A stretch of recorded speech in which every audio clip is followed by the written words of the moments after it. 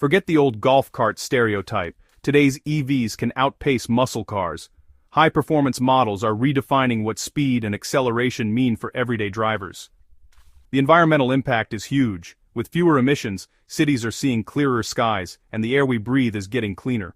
No tailpipe means no local emissions, cleaner air for everyone. It's a small change that adds up to a big difference, especially in crowded urban areas. Driving electric feels like you're making a difference. Every mile you drive is a step toward a more sustainable future, and that sense of responsibility is empowering.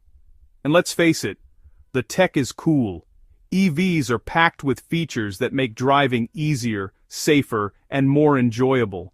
Massive touchscreens, software updates while you sleep. Your car gets smarter overnight. It's like having a smartphone on wheels, always improving and adapting. The car is evolving from a mechanical object to a connected device. It's part of your digital life, syncing with your apps, your home, and even the grid.